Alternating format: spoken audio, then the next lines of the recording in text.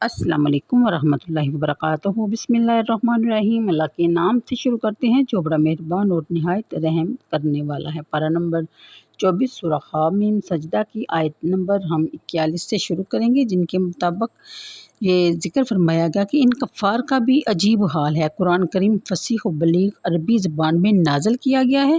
اس کی آیات بالکل واضح اور ان کا مفہوم بالکل آشکارا ہے، لیکن یہ انہیں قبول نہیں کرتے، اور اگر یہ قرآن کسی عجمی زبان میں نازل کیا جاتا تو پھر یہ کہتے کہ دیکھو کتاب لانے والا رسول تو عربی، اور جس زبان میں یہ کتاب اس پر نازل ہوئی وہ عجمی ہے، ہمیں کیا خبر کہ اس میں کیا لکھا تھا۔ غرض یہ کہ انہیں تو فقط اعتراض کرنے سے کام ہے، عربی میں ہے تب بھی اعتراض کرتے ہیں، کسی عجمی زبان میں نازل ہوتی تو تب بھی اعتراض کرتے۔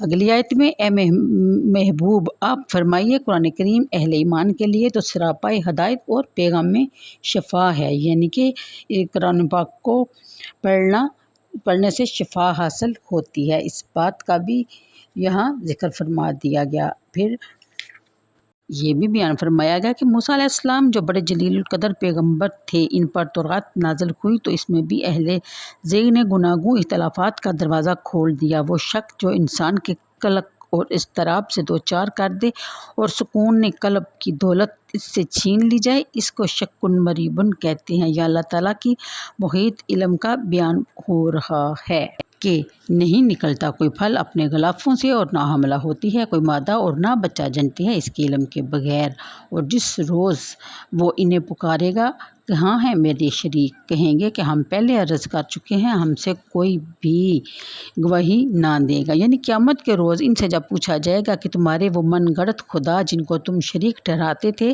کہاں ہیں، تو وہ مکر جائیں گے اور کہیں گے کہ ہم نے تو پہلے ہی بتا دیا تھا کہ ہم ان کی خدائی پر گواہی دینے کے لیے ہرگز تیار نہیں۔ یا اس آیت کے اس حصے کا مطلب یہ ہے کہ وہ آج یہاں نظر نہیں آ رہے، ہم میں سے کوئی بھی ان کو آج یہاں نہیں دیکھ رہا۔ پھر بیان فرمایا کہ جب یہ دعائیں مانگنے لگتا ہے تو تھکتا ہی نہیں، جن خیرات و برکات کا یہ مطالبہ کرتا ہے ان کی فہرست اتنی طویل ہے کہ ختم ہونے کو آتی ہی نہیں، اور اگر ذرا تکلیف پہنچے تو پھر بالکل مایوس ہو کر ہمت ہار بیٹھتا ہے، اور اسے یوں لگتا ہے کہ اب اس کے بچنے کی کوئی امید نہیں۔ اگلی آیت کے مطابق اور اگر ہم اس کو اپنی رحمت سے نوازتے ہیں تو پھر یہ احسان فراموش عجیب و غریب باتیں بناتا ہے، کہتا ہے کہ میں اپنی قابلیت، ذہانیت اور تجربہ کے لحاظ سے اسی کا ہی مستحق تھا، یہ نعمت مجھ پر کی جاتی ہے، جو اس منصب پر مجھے فائز کیا جاتا ہے، یہ خشک مزاج ملا مجھے قیامت کے ہر وقت دھمکی دیتا ہے اور میرے عیش و عشرت میں بانگ ڈالتا ہے۔ پہلی بات تو یہ ہے کہ قیامت آئے گی ہی نہیں، اور یہ یوں ہمیں ہی خواہ مخواہ ڈراتے ہیں، اور اگر بالفرض آ بھی گئی تو ہم لوگوں کو جو یہاں وزارت اور صدارت کے منصب ملے ہیں، قیامت کے روز بھی ہمیں اس 21 توپوں کی سلامی دی جائے گی، اور خشک زاہدوں کو یعنی کہ مولویوں کو بھی کوئی نہیں پوچھا جائے گا۔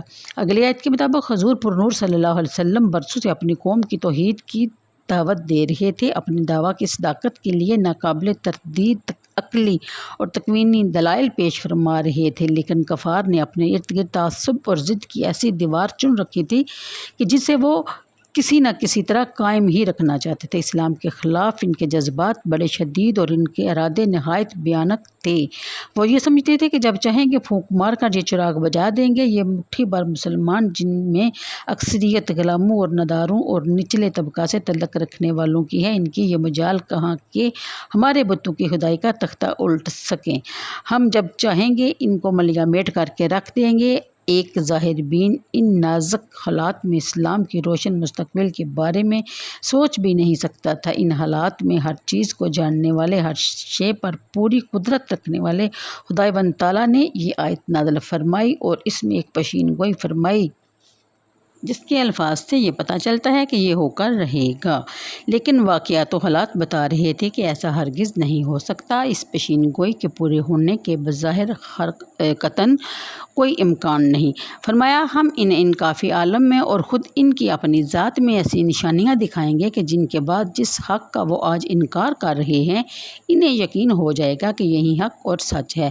سالہ سال تک عناد و حسد کی روش پر قائم رہنے کے بعد انقیاد و تسلیم کے بغیر बगैर इनके लिए कोई चारा न रह जाएगा। तासुब की पट्टी उतर जाएगी, आँखें आफ़ताब इस्लाम के नूर अफ़शानियों से मुस्तनीर होने लगेंगी, दिलों पर लगे हुए कुफल टूट जाएंगे और इनके तारीख सीने नूर तौहीद से जगाने लगेंगे।